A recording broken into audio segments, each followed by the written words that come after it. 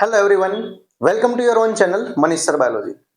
બેટા, અત્યારે બોર્ડની એક્ઝામ બહુ નજદીક છે અને એવા કેસમાં આપણે સ્કૂલ હોય, કોઈ મિત્રો છે આપણા કે યુટ્યુબ ઉપર જ્યાં ને ત્યાં દરેક વિષયનું આપણે આઈએમપી શોધીએ છીએ.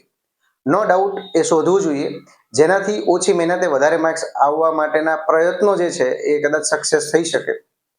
પરંતુ મારું એવું માનવું છે કે તમારી પરફેક્ટલી કોઈ પણ સબ્જેક્ટમાં એક પહેલી સ્ટ્રેટેજી જે હોવી જોઈએ એ છે બ્લુપ્રિન્ટ.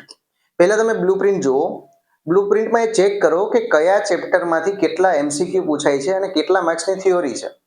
એને એકોર્ડિંગ તમે ચેપ્ટરને વેઇટેજને એક સેટ કરો કે કયા ચેપ્ટર મારે પરફેક્ટલી લાઇન ટુ લાઇન કરવાના છે અને કયા ચેપ્ટરમાં હું પરફેક્ટલી લાઇન ટુ લાઇન મગિંગ ના કરું, એટલે કે ગોખણપટ્ટી ઓછી થાય એના પ્રયત્નો તમારે કરવા જોઈએ.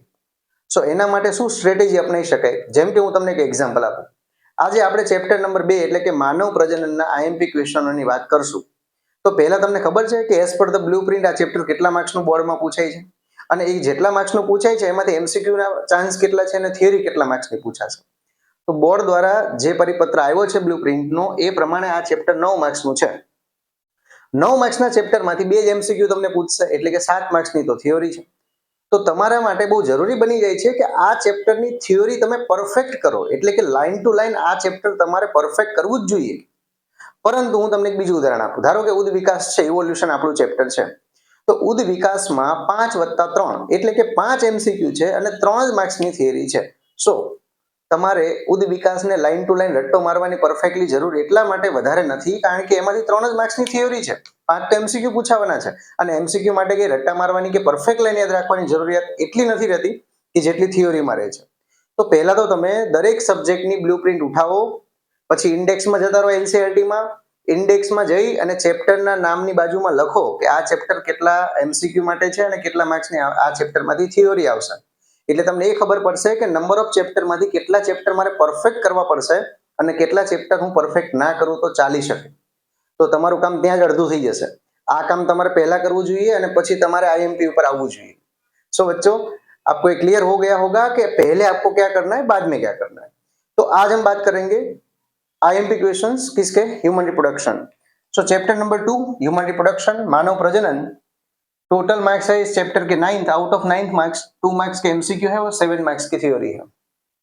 सो इस पूरे चैप्टर में मुझे नहीं लगता कि इसके अलावा कोई भी क्वेश्चंस आपको बोर्ड में पूछा जाएगा, क्योंकि सबसे मोस्ट आईएमपी क्वेश्चन है और बार बार यही क्वेश्चंस रिपीट होते भी है और इस चैप्टर में मेन जो कॉन्सेप्चुअल पोर्शन है वो भी इतना ही है. सो वेरी आईएमपी क्वेश्चंस में कौन कौन से क्वेश्चंस आपको ध्यान में रखने हैं? एक तो ઉજીનેસિસ, ગુજરાતી મીડિયમના બાળકો માટે અંડકોષ જનન, જે ફ્લો ચાર્ટ સાથે તમારે પરફેક્ટલી તૈયાર કરવાનો રહેશે. સ્પર્મેટોજેનેસિસ એટલે કે શુક્રકોષ જનન, જે પણ તમારે પરફેક્ટલી વિથ ડાયાગ્રામ યાદ રાખવાનો રહેશે. અહીંયા શુક્રકોષ કાયંત્રણ અથવા શુક્ર કાયંત્રણની જે થિયરી છે એ જોડે તમારે ક્લિયર કરવાની રહેશે. એક્સપ્લેન મેન્સ્યુઅલ સાયકલ એટલે કે ઋતુચક્રનો જે ફ્લો ચાર્ટ છે અને એની સાથે એની થિયરી, અને એના દરમિયાન એટલે કે મેન્સ્યુઅલ સાયકલ દરમિયાન જે હોર્મોન્સનું બેલેન્સિંગ છે એ પણ તમારે જોડે ક્લિયર રાખવાનું, કારણ કે એમસીક્યુમાં આવે તો પણ આપણે સારી રીતે ક્લિયર રાખી શકીએ. ફિમેલ રિપ્રોડક્ટિવ સિસ્ટમ એટલે કે માદા પ્રજનન તંત્ર આકૃતિ સાથે પરફેક્ટલી એની થિયરી કરવાની રહેશે. ફર્ટિલાઇઝેશન એન્ડ ઇમ્પ્લાન્ટેશન એટલે કે ફલન અને ગર્ભસ્થાપન. બાળકો 5 થિયરી છે, 7 માર્ક્સની થિયરી પૂછાવાની છે. 5 થિયરી મેં તમને આપી છે. 5 માર્ક્સ તો તમારા ક્યાંય નથી ગયા. 2 માર્ક્સનો ક્વેશ્ચન કદાચ ક્યાંકથી મિક્સ કરીને અથવા તો કોઈ મોટી થિયરી છે એમાંથી કદાચ તમને પૂછી શકે, જેમ કે પ્રસૃતિ છે તો એના આધારે કંઈક 2 માર્ક્સનો આવી શકે. પણ આઉટ ઓફ ધ 7 5 માર્ક્સ તો મને નથી લાગતું કે આની બહાર કોઈ તમને મળે અથવા તમારે કરવાની કઈ જરૂર પડશે. કયા કયા ડાયાગ્રામ વિથ લેબલ ક્લિયર રાખવાના છે? તો અહીંયા ડાયાગ્રામ માટે કઈ કઈ થિયરીઓ ક્લિયર રાખશો? મેલ રિપ્રોડક્ટિવ સિસ્ટમ, નર પ્રજનન તંત્ર, માદા પ્રજનન તંત્ર એટલે કે female reproductive system, seminiferous tubule structure એટલે કે પેલું શુક્રોત્પાદક નલિકાનો જે છેદ આપેલો છે એ નામ નિર્દેશન સાથે ક્લિયર રાખવાનો રહેશે. અંડકોષ જનનના તબક્કા, જે મેં તમને કીધું અહીંયા ફ્લો ચાર્ટ એ ક્લિયર રાખશો આપણે જોડે, અને ઋતુચક્રનો જે ચાર્ટ છે એ ક્લિયર રાખશો. સો આનો તો તમે સ્ક્રીનશોટ લઈ શકો છો, બટ મેં તમને શું કીધું કે સબ્જેક્ટ પ્રમાણે તમારી સ્ટ્રેટેજી શું હોવી જોઈએ? તો કે તમારા દરેક વિષયના 12મા ધોરણની એનસીઈઆરટીની ઇન્ડેક્સમાં કયા ચેપ્ટર કેટલા માર્ક્સનું છે, એમાંથી કેટલા એમસીક્યુ પૂછાવાના છે અને કેટલી થિયોરી પૂછાવાની છે એ મેં જો કે અત્યારે મેં સ્ટેટસમાં મૂકેલું છે, પણ તેમ છતાં હું અત્યારે ડિસ્ક્રિપ્શનની અંદર એક વોટ્સએપ ગ્રુપની લિંક મૂકું છું.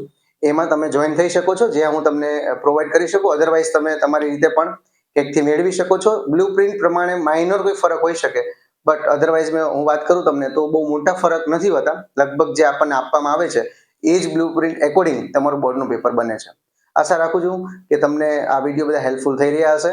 જો આ વિડીયોમાં તમે નવા છો તો સબસ્ક્રાઇબ કરવાનું ભૂલશો નહીં, જેથી કરીને નેક્સ્ટ ચેપ્ટરના આઈએમપી ક્વેશ્ચન સાથે થોડી બીજી ડિસ્કશન આપણે કરી શકીએ. Thank you for listening. Have a great day. Thank you very much.